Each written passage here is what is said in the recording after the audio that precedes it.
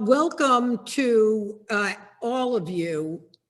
In an almost 60-year career, that's a lot, Peter Osnos has seen it all. As a reporter for the Washington Post for almost 18 years, he was a foreign correspondent in Vietnam, the Soviet Union, and the United Kingdom. And then as a publisher and editor with Random House and then Public Affairs, which he did for 35 years. Along the way, he published 4 presidents: Bob McNamara, Magic Johnson, Paul Volcker, George Soros, Saransky, and dozens of other luminaries. The title of his new book, An Especially Good View, has it right. He has not only watched history happen, he is part of that history, having met the players, having been in the game. Quite a ride, Mr. Osnos. Thank you, Roxanne. So just so that everybody knows this, Peter and I have been friends for 30 years, so this might not be the most unbiased interview, but we're both honest people, so it'll be as unbiased as you could be with a friend of 30 years. So Peter, you read your book, and there's, what has to be viewed as a lot of glamorous intersections with world events, with an extraordinary array of people. But the story doesn't begin in a glamorous world. It in fact begins in horrific circumstances in the midst of World War II and the Holocaust, and your parents are there as Polish Jews, not in the best set of circumstances. So what was a little bit of their story, and what did that set of circumstances, how did that inform you? So first of all, let's start with that. I just want to say to whoever may be watching here that I am flattered, if not honored, to be being interviewed by Roxanne Coady, who is, for those of you who may not be aware, one of the truly great booksellers in this country, and has been, not for 60 years like I have been, but for certainly a long time. So Roxanne, this. Well, the answer to the question is that the origin of the book, in a sense, was my grandson, Ben, who was a teenager, saying to me, "Tell me the story of your family in World War II." And I said, "Ben, it's our family." And I realized that the reality is that my grandson and my eventually great-grandsons and daughters, they won't know the story unless I capture it. I knew the legends, because you do. But what I did was I set out to re-report the story. We went to Poland, Susan and I, my wife and I. We went to Poland. We went to India, where my parents spent the war, and where I was born. We went back to Southeast Asia, to Cambodia, to kind of measure how things had changed. So what I was doing here was the first half, roughly, of their lives took place before I was born. Yeah. I left India in a basket. They got on a troop ship, December 31st, 1943. I was in a basket. They got to San Pedro, California after 40 days on the water in the height of the war. They took a train to New York and they started over.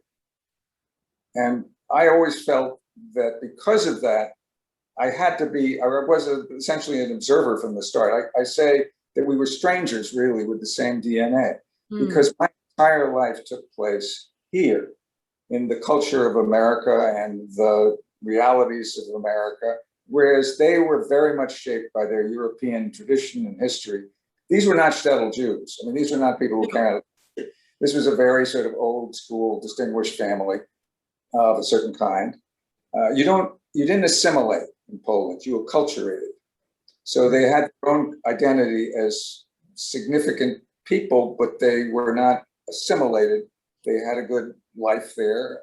They had lived in France. My brother was born in France, and all of it was gone. Yeah. All of it. And they had to start over again. And so I was, from the beginning, an observer. which is why the book has the sort of framework that it does, because I started really from the beginning observing. And all along the way, as I went through my various professional stuff, I was continuing to observe. I was present, and in some cases very deeply engaged, but always at some level an observer, which is why I chose the title that I did. And I like to quote the real quote from Yogi Berra, which is, you can observe a lot by watching.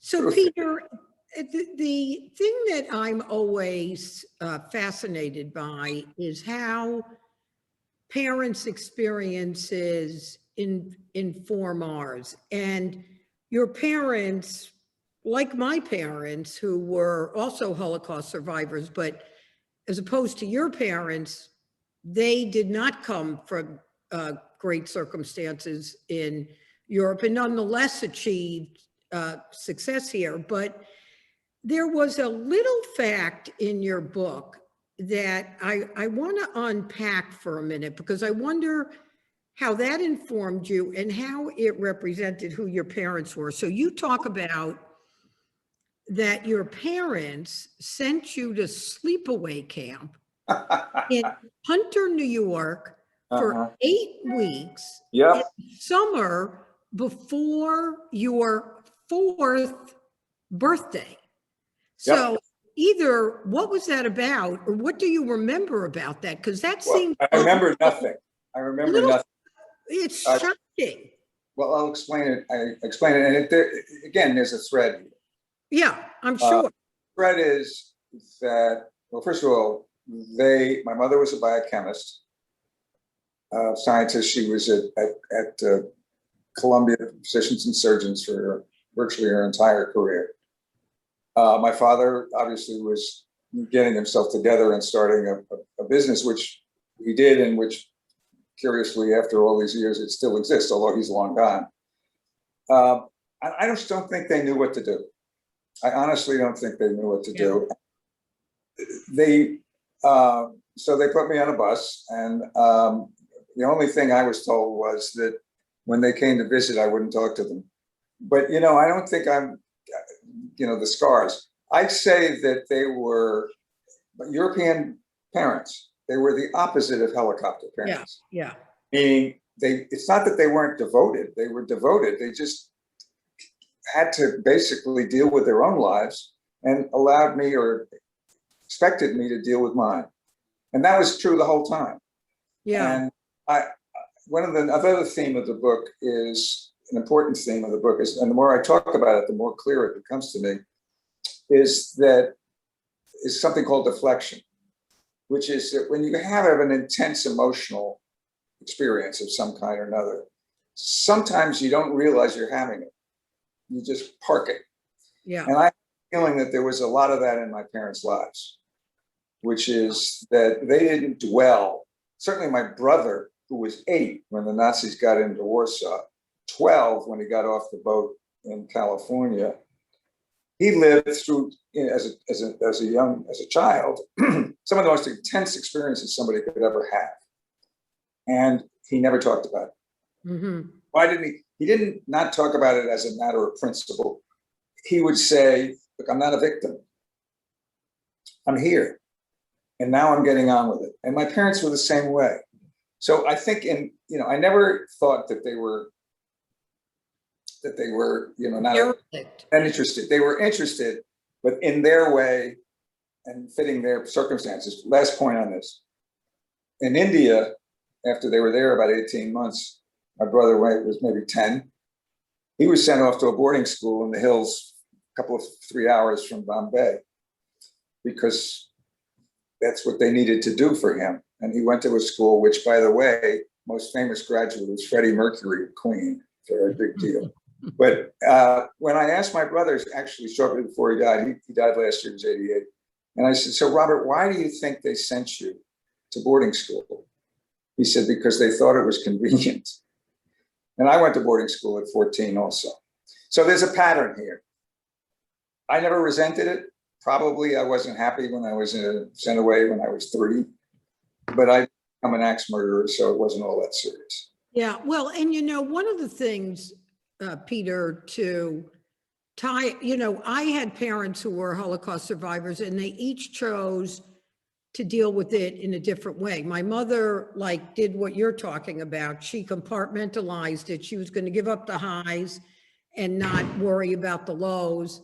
And she operated down the line. My father had the range from rage to joy, but neither one of them considered themselves victims, because even though they lost everybody, they were alive.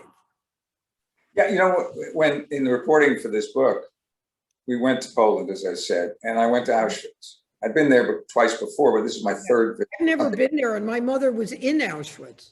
Well, then you will. I have to go. Auschwitz, the first time I went there was in 1966. It's rather a very different place now. It's not quite a theme park. Yeah, but the museum. We did have lunch in the Auschwitz cafe. But there are scrolls in it of everybody's name who perished. And I had never seen the scrolls before. And I went through the scrolls and I found 19 people who had the Osnos name. Mm-hmm. Now, I don't know that they were all relatives, because the Osnos name was not unique, but 19 people with my name are on the scrolls at Auschwitz. And my mother's family, there were 8. So that's a lot of folks. Yeah. And so you cannot step away from that and say it didn't happen. Obviously it happened. And now it's one lifetime away, mine, as it happens. Yeah.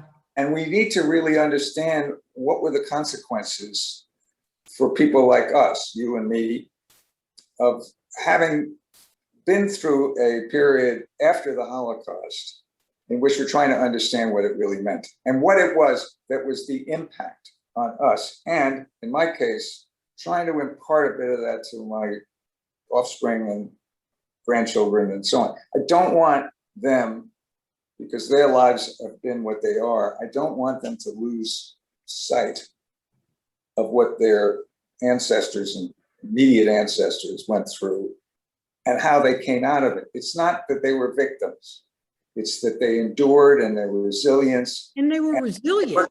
Look, I'm very, very proud of them in a way that I couldn't possibly have been before. Yeah, my take and experience or view of looking at my parents is very similar, I think, to yours. So, Peter, one of the lenses I want to go through this conversation with is about the people, because although there's an enormous amount of history here, you have known just a shocking array. It's almost like I was surprised there wasn't an index. Well, there's deliberately no index, because I learned this lesson that if there's an index, people who are named will go to the index. Themselves up. Yeah, let them read the damn book. Let them read the book. So, but you did publish 4 presidents: Jimmy Carter, right, Barack Obama, Bill Clinton, and Donald Trump. Right. And so when you publish someone's book, that's a pretty intimate relationship. So I'm curious if, in kind of a thumbnail way, you could share with us, like, what you observed is their outstanding weakness or their outstanding strength, or the thing that just stunned you about any one of them. Well, I will do that. But the thing is that I was not a distant, remote figure who just released the book. In all of these cases, I engaged. In the case of Jimmy Carter and Donald Trump, really deeply, and in the case of Barack and Bill Clinton, close enough to have opinions. So I'll go through it very quickly. Yeah. Carter was the first one, and he had left the White House. He had lost the presidency. He was back in Plains. Peanut Farm was in financial trouble. Rosalind had all the symptoms of rheumatoid arthritis. And he wanted to write a book. He'd written his presidential memoir, and he wanted to write a book about how do you take advantage of the rest of your life with Rosalind. And I'll get very quickly through the fact that what I saw was, and I believe to be the case, a completely authentic human being in Jimmy Carter. sat at his kitchen table with Rosalind and he holding hands and saying grace, which he knew better than I did. But, subsequently, the story about that book, which was called Everything to Gain, Making the Most of the Rest of Your Life, was that they tried to write it together and couldn't. And I thought that he was kidding when he said it was the worst moment in their marriage, but he kept saying it enough so that I finally believed him. And what I did was he would write a paragraph that had J, she would have a paragraph that said R, and in the acknowledgments, he said an editor came down from New York and saved their marriage. Jimmy Carter was what he was. This was a man who wrote every word of 21 books. I published, believe it or not, a book of his poetry and a kid's book. And that was how he kind of paid the rent. Authentic, real, no question, Jimmy was what he was. Bill Clinton, I did 2 books with him. One was the campaign manifesto in 1992, which was just taking a document, making it whole and sending it out, and was a great success. The second book was a book we did in 96 when he was running for re-election. Somehow we kept it secret. So when it was announced, people were stunned that Bill Clinton had written a book, and it got hundreds of thousands of orders. I knew it wasn't very interesting. So what I say about Bill Clinton is he's extraordinary. He's a charismatic, man, brilliant, and so on. Very hard to sort of corral. Very hard to get to focus unless he really wants to. Undisciplined, would you say? I would say he was undisciplined would be wrong, because he was disciplined enough to get the job done, but corralling him was hard. I mean, we were fighting to get the last pages literally up to the final minute. And then the press couldn't roll because he hadn't sent in the dedication. That's how bad it was. Now, and then Barack, what happened with Barack was he was at Harvard Law School, where he was president of the Law Review, and everybody was very impressed with the fact that he was the first African-American person of color to be the president. He got a contract with Simon & Schuster for $125,000, which I always said was to pay his loans. And he missed the deadline. They canceled the book. And the agent called me and said, well, he got to pay back $40,000. Would you give him $40,000? So we did. I met with him, came to the office. I was very impressed with his kind of focus and cool. When he was inaugurated 9 years later, when he gave the keynote speech, same book that we had published in 1995, dusted off, sold 4 million copies. Wow. So I pulled a team together that had worked on the book on inauguration day. And I said, it's a piece of history. We did this book in 1995, and here we are in 2009, and look what he is. And I said, what do we remember? And the consensus was we wish we remembered more, because we would have more anecdotes if he was more trouble. But once we got a hold of him, he was extraordinarily kind of focused. And wrote a beautiful book. No question. Beautiful writer. Beautiful book. And he wrote it in his 30s as a very young man. Yeah. And said with some pride that we enabled him to write it. So that was that. Donald Trump. Excuse me. Would you have been surprised that he would become a politician or the kind of president that he was? Well, I tell you, frankly, Roxanne, I don't know why, and this, I guess, is something that helps in the line of work I'm in. I just had an instinct about this guy from the minute I read that piece about him being the president of the Harvard Law Review. I was not surprised that he became a significant public figure. Obviously, president is one thing, but this was a man who you met and sat with. I only was with him for an hour or two, but I knew his presence. I understood the cool, the intellectual nature of it. He wasn't warm and fuzzy. It wasn't the thing, but you could tell that this was a guy with depth. And, each one of these three, remember, these were presidents of the United States. Yeah. So you do not get to be the president of the United States by being just another guy. They were all a person. They were all in their own way unique. But one of the lessons that I learned over these many, many years, when you're working with somebody up close, you are reminded that we all put them on one leg at a time. Mm-hmm. They're all human. It's a wonderful story I like to say, and just Jimmy Carter's story very quickly. When my son Evan was a teenager, and I was doing a book with Carter, and we were going to an event. And I was in the back seat of the car, and Carter was at one side and Evan was in the middle, and I was on the other side, and the Secret Service was in front. And we were talking about the debates and so on. And Evan is sitting there straight ahead.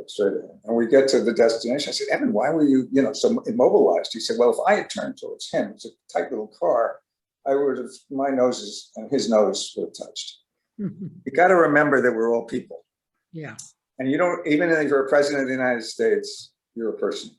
And that was very helpful to me as an attitude, that I kind of never was really intimidated.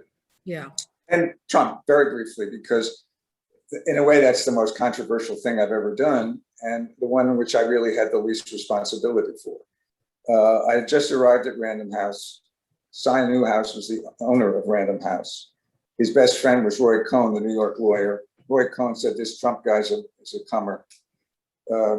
Cy put him on the cover of GQ. It sold like crazy. He said, I want to do a book with the guy. And I was tasked to go and do it. And I did 2 books with him. And when people say, well, what did you see? My answer is always, I saw then the man who we eventually saw as president, but he was a developer.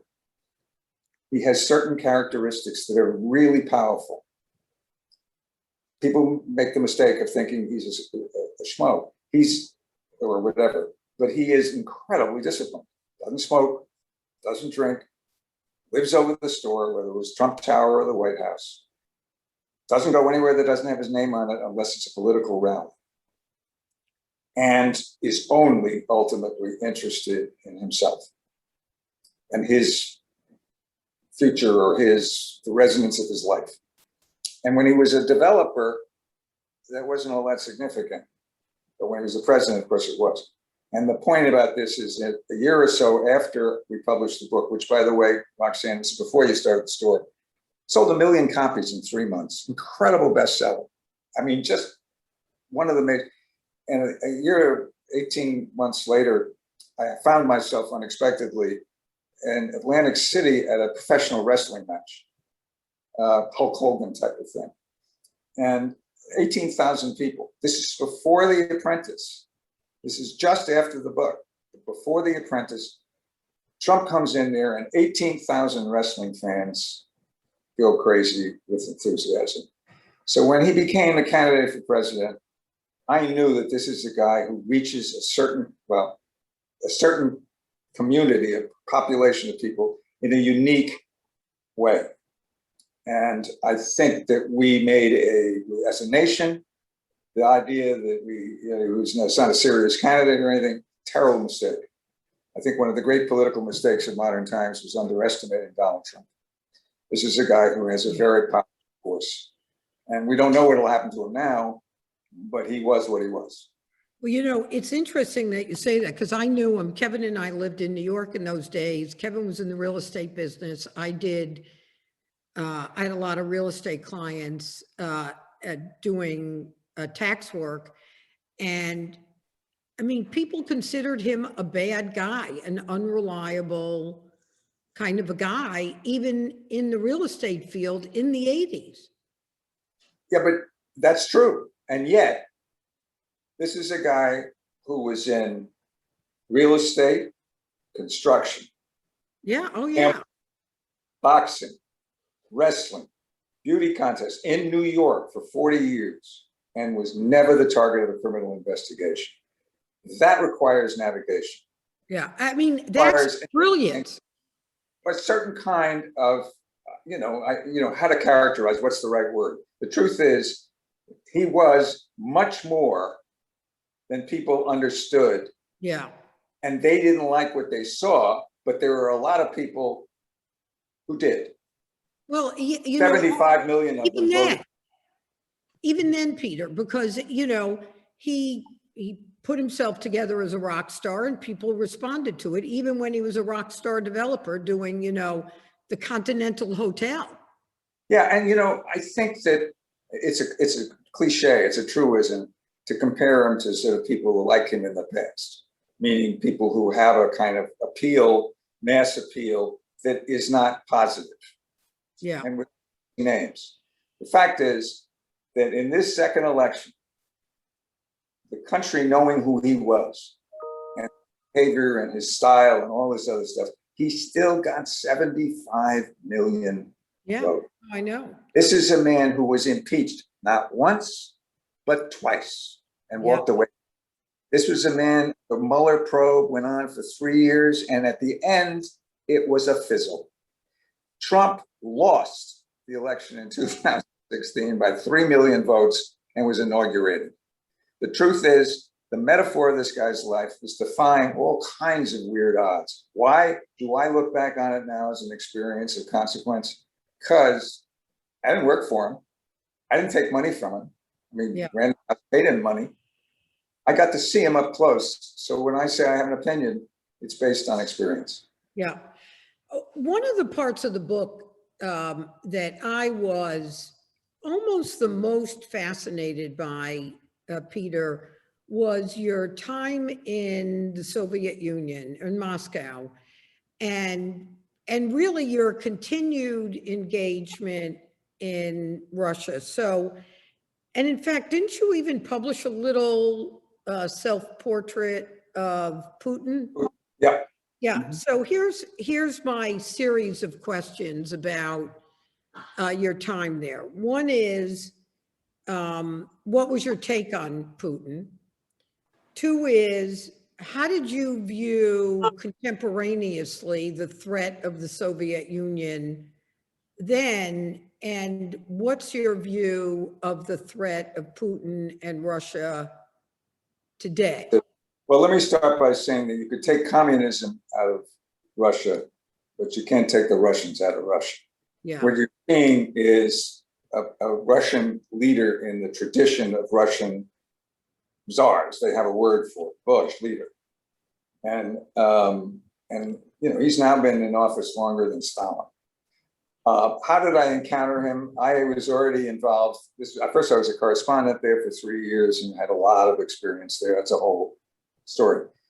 I did 2 books with Boris Yeltsin. I did Dobrynin, who was the Soviet ambassador in Washington for 30 years. Fascinating book. Sharansky. And Sharansky, I've done 4 books with him, completely different story. I worked on Sakharov's memoirs. I had a tremendously kind of vivid sense of the place. And what happened was when Yeltsin retired, he essentially named Putin. I mean, there had to be some sort of formalities. And when I asked Yeltsin why he chose Putin, he says, because I thought he was tough enough to do this. And the other guys who wanted to replace me, they would all sort of tug their forelock. I didn't think they had the spine. I thought he had the spine. Well, he wasn't wrong on that. So what happened was after he took over first as prime minister and then president, they came to me, one of his representatives came to me and said, you know, we would like to introduce Putin to the world. So should he write a book? And I was in Moscow and I said, no, I don't think he should write a book because everybody will know he didn't write it. So I said, why don't you get 3 of the, there was a period after the fall of the Soviet Union in which journalism in Russia was real. I mean, there were real newspapers, magazines, and so forth. So I said, get 3 of the leading journalists in Russia at that time to sit down with him for extensive interviews. And that's what happened. He did 24 hours of interviews with these 3 people. And that was turned into a book called First Person.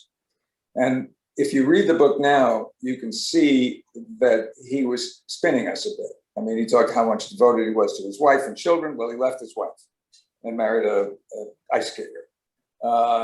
He talked about his integrity, and we know that that's questionable. But we did get a portrait of a man who was clear in his head what he wanted to be. And when I met him, which was only once, I saw a guy who was really tough. It was right after a Russian submarine had sunk, and 200 sailors were gone. And I said, well, God, that's really so, he said, look, we did what we could, it's over. I mean, this is not a man for whom empathy is natural, or even sentiment of any kind. Do not underestimate what he is capable of. Now, does that mean that Russia today? Very simple fact. The Soviet Union had an economy at one time that was effectively a third of the United States. Russia, which is only one of the, has an economy 1/15 the size of the United States. And most of it comes from oil and resources. So as an economic force, it's powerful only because it has a military capacity in those bombs. And I think we have to take them seriously. But to compare them with China, China is a much bigger, much more formidable country with much more in the way of energy and resources. Russia, in many ways, has a strong nationalist fervor in the Kremlin, and not a whole hell of a lot else. Yeah, and there's a couple of books that have been published. One was called China Inc., and the other was about India, that talked about, who was going to beat out whom in that rise in Asia. But, you're just trying to get stuff done.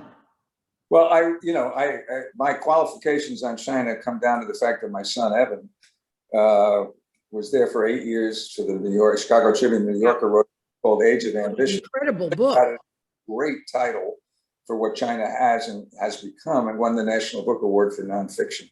And Evan, just in a sentence, Evan's view is the China that he saw when he was there from 2006 to 2014, was that this was a country on the rise. And there was an awful lot going on with it. You see there now, it's a country that's achieved greatness, but is also much more repressive than it was 10 years ago. Yeah. The danger of it, which I think everybody now recognizes, is that they have a fantastically successful economy and they're authoritarian. Capitalism of a certain kind that's nasty, nastier than ever ours was, because it's authoritarian politically. And I think that's the danger. Russia, I always thought, look, in Russia, we used to, there was the elevator in the building that we lived in was always under repair, and I always said the Russians, they pretend they're not as strong as they would like to be, but they are very good at pretending they are, and they have all those damn weapons. And they have the history of having beaten the Nazis, and they've never forgotten it. Yeah. That they were in a position where they could have been destroyed, and they weren't. Yeah. And they live on that to this day. It's not about communism anymore. It's about Russia. Yeah. Well, we could spend a whole hour or a day just going over that, but I want to make sure we get to a couple of other things. So you have this very distinguished career as at the Washington Post, and then you up and leave, as you said earlier. Bob Bernstein, who was then the head of Random House, recruited you, and you had a great distinguished career there, and we could spend time on that. But you then left there and you began public affairs. And I remember that time very distinctly. You and I were very good friends and in touch, and your goal there was to independently publish serious books about politics and history and current affairs. Yet the first book you published, my dear Peter Osnos, was the raunchiest public document that was ever published. So how did you veer off course so quickly? Well, I wouldn't call it veering off course. I would call it opportunity. I might call it opportunity. Well, the answer to that question is very simple. I had developed as a subspecialty when I was at Random House what I called rabbits, books you pulled out of hats, which were mostly public documents, which was before when you couldn't really download things easily and so on. So you could I did the Clinton healthcare plan as a book and sold hundreds of thousands of copies because that was how people were able to read the details of the plan.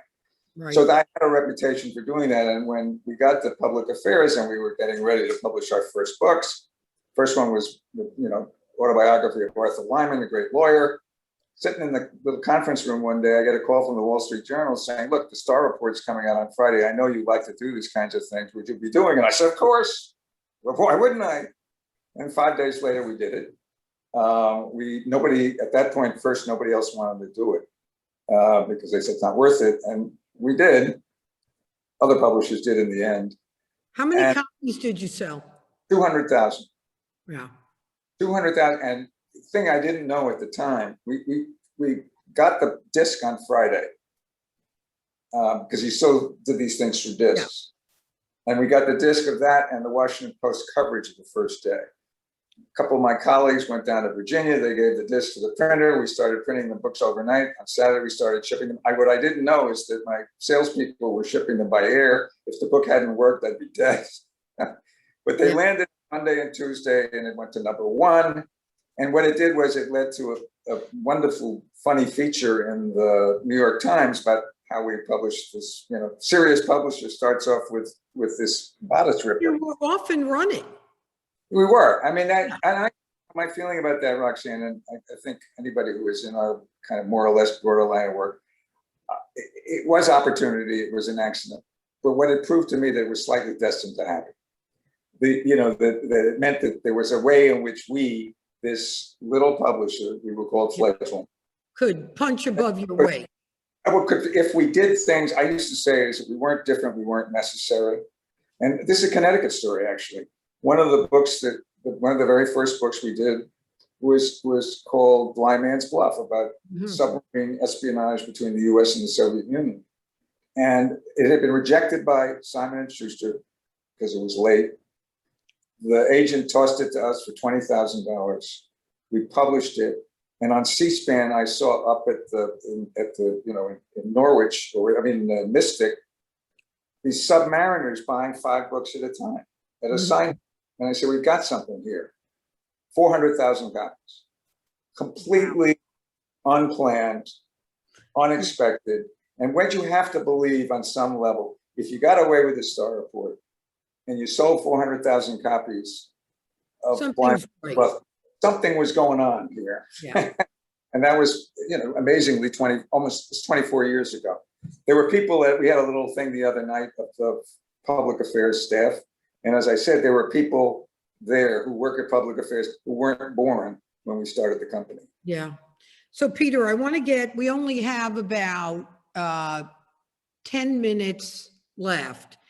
And there's we're not going to get to everything, but two of the things I want to get to is, given that there is no longer seems to be a consensus about the truth, how can journalism serve to reunite us? And sort of a companion to that is, because I hear increasing comments like this, that is there in fact a bias even sneaking into the stalwarts of journalism, like the Washington Post and the New York Times and the Wall Street Journal?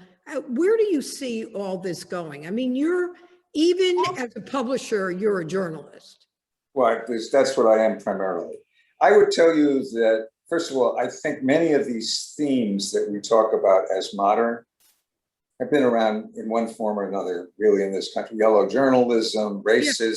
I mean, it's just that one of the things that's especially clear now is that everything is so visible.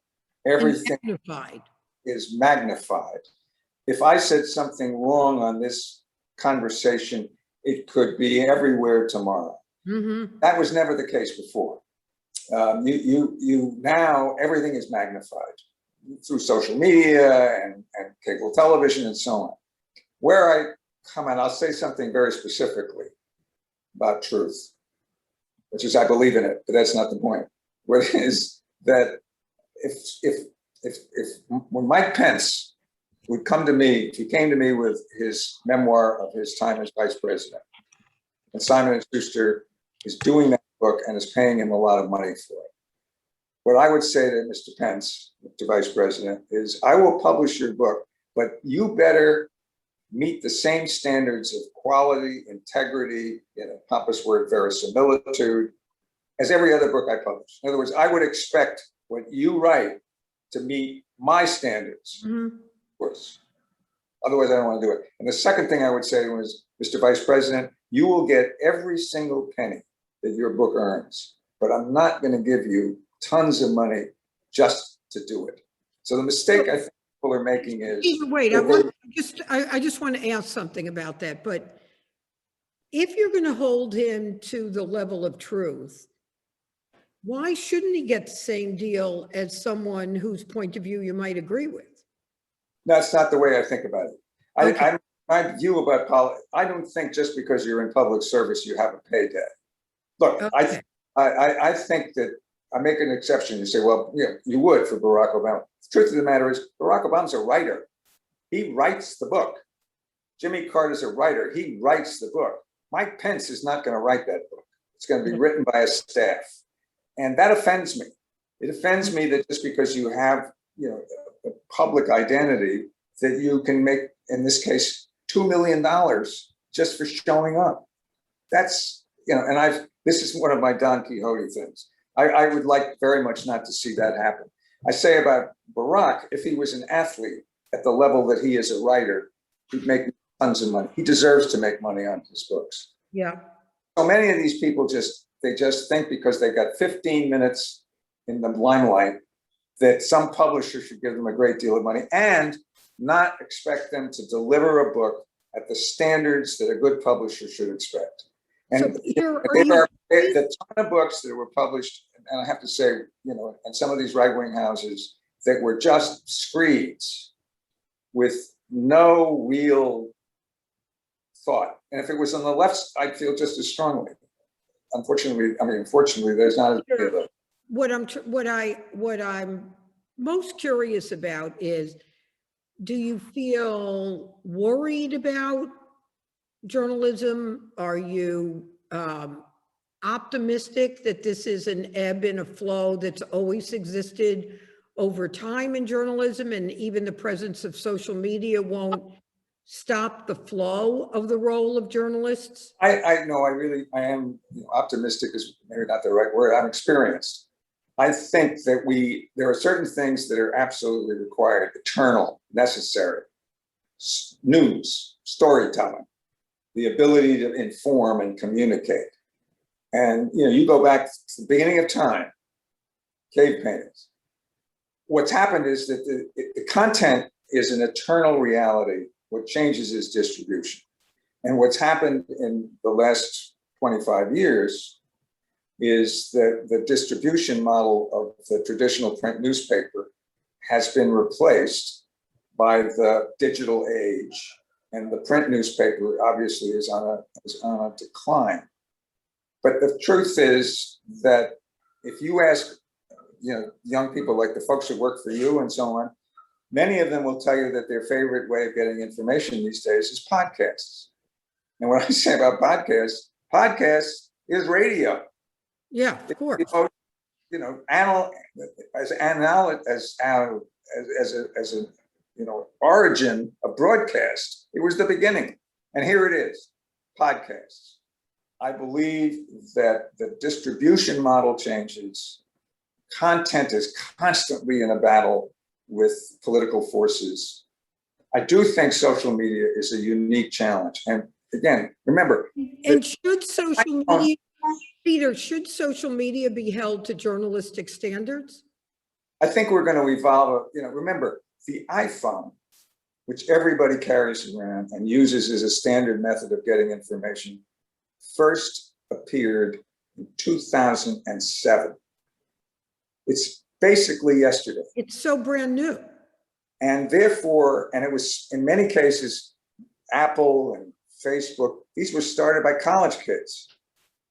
Is it surprising that they didn't know where it was going to go and how the standards should be evolved? I think we're going to eventually come up with a way to be sure that the consumer is able to decide what's there. A final point about this. We are all of us, now editors-in-chief. We choose what we want. We no longer only get what we get, the morning paper or the evening news.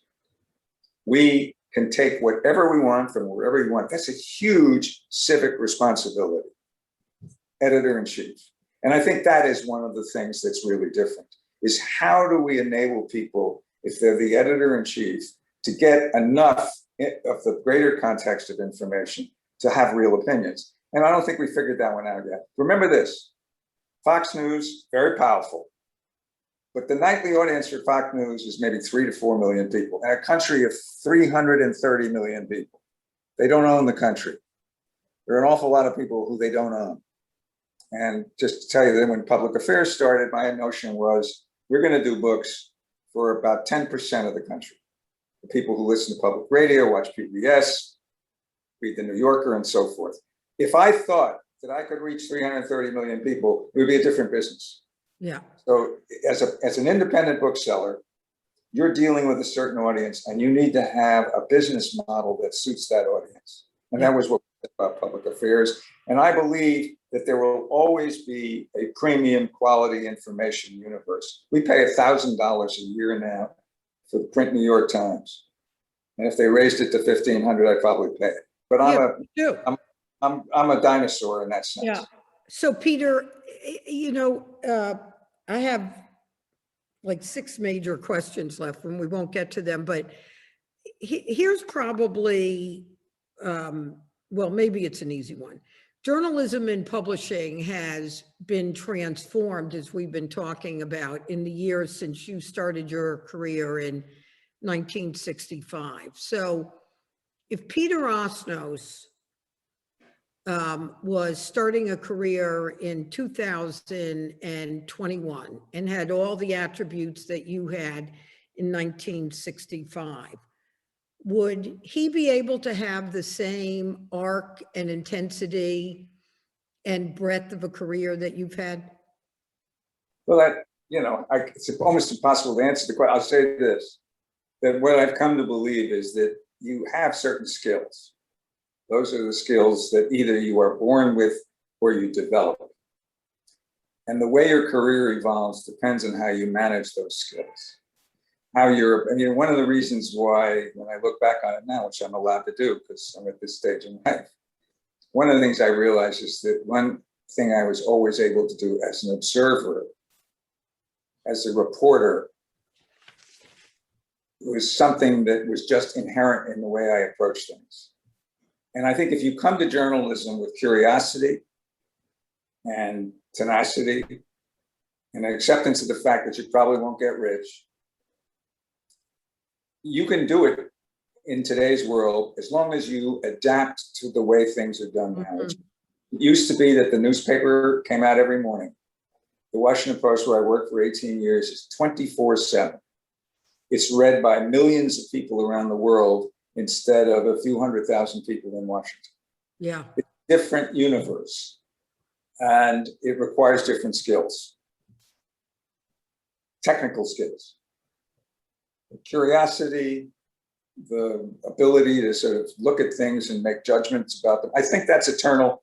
In the same way, it's an instinct, and I believe that if you have the instinct and you want to ask the questions, you'll get there. I think journalism is still a remarkable way to make a living. And publishing, my next stand in line about publishing is that the first book was in print was Gutenberg's Bible in 1550, and the second book was called Publishing is Dead. And one thing publishing is not publishing. We've done really well in the digital age because we never had advertising. We didn't lose it. And even in the pandemic, somehow, it wasn't great. We wish it hadn't happened. But even in the pandemic, we managed somehow. So, yeah, optimism. We're going to move to this last question. You're an accomplished man of 77 years old. You have 90 seconds to tell me 3 things you know for sure. Well, I know for sure that you ought to, number one, when things happen around you and you don't know they're affecting you, don't be misled. They're affecting you. And you might deflect them, but they're there. Understand that the intensity of things happening, or stress in particular, is somewhere in your persona, number one. Number two, well, I can't really emphasize this more than anything else. You can marry, choose the right one. In my case, 50 years. So, and the family. some of them may be on this, some of them may be on this book. Choose the right family. That would be the second thing. And the third thing is make Roxanne Coady your friend, because she'll have you fun. And you'll have a very good time. Well, Peter, we did not get to a gazillion interesting topics that are in the book, and folks are just going to have to read the book. They're just going to have to do that. And Peter, I want to thank you for taking the time to be in conversation, for your role in publishing, and to you. You know, I am always grateful for the personal friendship to me when I was starting out in bookselling, and certainly to RJ Julia. So, you know, bravo on the book, bravo on an extraordinary career, and I can't wait to see you in person. You will. All right, be well, Peter. Say hi to Barbara. All righty, all the best. Bye-bye. Thank you, everybody, for joining us. Take care.